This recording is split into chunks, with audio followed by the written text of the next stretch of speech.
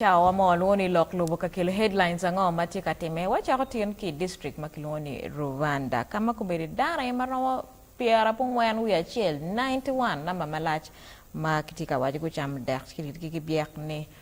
gwakuno genme poisoning pat kikono la chabiet muka to kubika longo sara ni pat awati sesa tema kija angiyo kiboka lok ki pat man ko be daga bilu moy dak ni sara inen 91 dano ko chere lel kayiq inen kira dano ulani to be kateta kanyi dano kanga ko bien lel pola jo kembe dongi bien ron ni ka chambe ken tere ki yego yek cham chambe tap war Rwanda district dano bien kayiq ngi yek ki cham 91 people kuno poisoning makiter get or yara chela rio konguno yonge no police watch 91 is a big number honki tim bia ngoma ti time gwa poisoning mo time ki gangliel ba now dek gangliel kata wangayo kwere pol dek gangliel kitero lumo e roma no ni kan ke jion ranga ke jion rio ke tiongo tim miteru bana beru tie dan mo kana bana ko nyang ngo miteru dek ento dek maki serving emma chwana chiel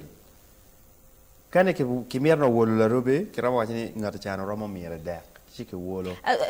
yes you're very right Pat ento dek madoi noni dano piera bungwen buya chiel weng tika koko igi ene gere miero ko yes wol ene bas Pat ati tamne ni pe wol mo ni na miero ne kyono ngara chiel mo yes ati tamne ni poisoning ma ka beno kwa kitedo ki mo dek mo bale nyo churia nyo deke no gwakdong tika expiring o ati tam ni poisoning makumeno ni mano ingredients makiti kiteri metere dek gwak roi ko gini do expiring o ena wakron ti bal idano tamati rinyo ka kono yeah because chances are very high ne jemi makiti kwere metetu dek enone piembele kinena kangara mono timono deliberately no peramo moko tame mir inek do gidano yes ento kani ke miero ngara chele kano tije yot ento madong imunyu ngara chelo kok dano riyo go kok o la chien dano weng tika koko igi ento magati koko igi ni pegi tiyer ka yega wayo pega matika ngo matika yelo gi ento already they are having a stomach problems ento gera bili wachini la chien jomo kana jago ngo go jago winyi mabe ento dong nyorni ngo ni wan ka watite do miro chao kong neno watite do ki ngo ingredients ma onye deke wa onye kining. What kind of ingredients are we putting on board? Ngagi magatiteri wadek eroni.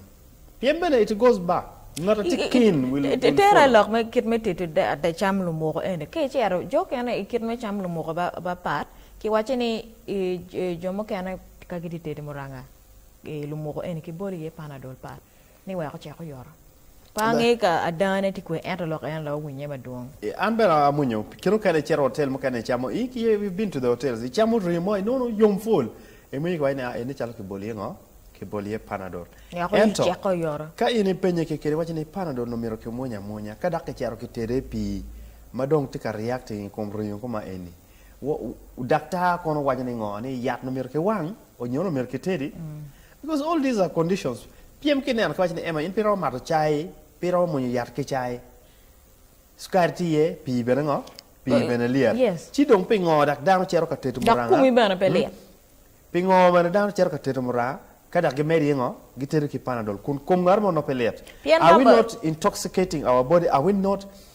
pen papar moranga ri ka chek kon ke ken ka jana magadi te me chal tedu lu mo ko en me bia chara ni moranga no ri first of all Mario obu balu chawa ki yen mano kititi ki yen maduong me tetu moranga trak moranga en so the easiest option ngo any dog maduong mo wunye ken ping ma ka be lu de na mer kon dak kwet la kuri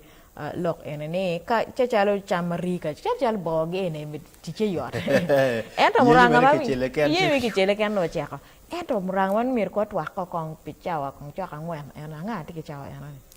no ineno that's why ineno gamu kana ke chako teru chon piem teru lel an amer wachini in scenarios ma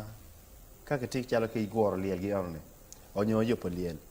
dek ko me en chalo diel gini cha para chelo no ke tio do ma ke tika ne ko riugi ma ke ne ko diel ke ne ko diangi ko ngongoni muranga chawa en ka ke muranga chawa para chel ema mono tika twako maj manu de kal to beti mil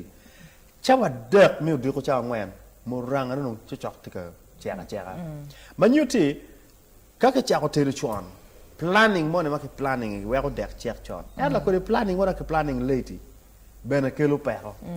o we ne ro jemu kene kenu kene liel be kenu kene dek chek ko chon ke cha mo bena ngo late so there's no time to rush donc mi ro ngene one way teru dek we cha eni ko man mi o cha eni ento bay cha ma ko man down mi ben ngo no dongo cha mo ento gang liel mo kene tie ma ke cha ko teru dek cha para chen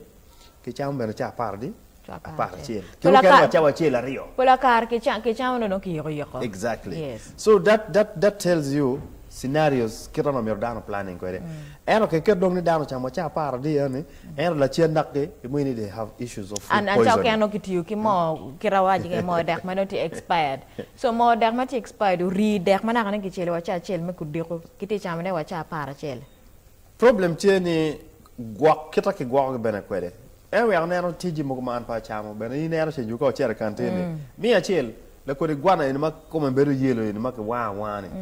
ke mi are gwana chips ron bene wa mar ni mero cham gwana pie mo mero starch mo ni matieni ento mo ne ti mo ma kini mi are popcorn ma yiti cham ni mo ma ke onye ke wa ko ni mo tikini piem ti lo ko de mo ma ke tikela ko mo mo ma ke wa me ke kar ko ke karo mere beru kenyini I chere no wo luango no ti wie kenyu ka ke mi ta ko gwana ne na ke yue mere ko man ti ke onyite ke duo en mo eni ko I kero food ke meta ke tetu ne ti de ko kere bene mai ke chamo ange no mer pa luong chalo pok gini ti jo mo kere ma ke teru ke gwa ko mo ne en mo ne da ke beru ka duo ko bene o ka duo ne chen sometimes you must be asking ni leo ne mo ti ke ni so poisoning pa jone eni mai munyi gen pier mungano achel maketini mi achel ke chama mo muri ke tama mi ario ingredients maketi kwere kiti gwa ke ingredients marach mi adek the hygiene was not classic mi angwen the team mo beru katich katiruni nen chalo ke kuma bene yes ke kuma bene report mo katini down to food pere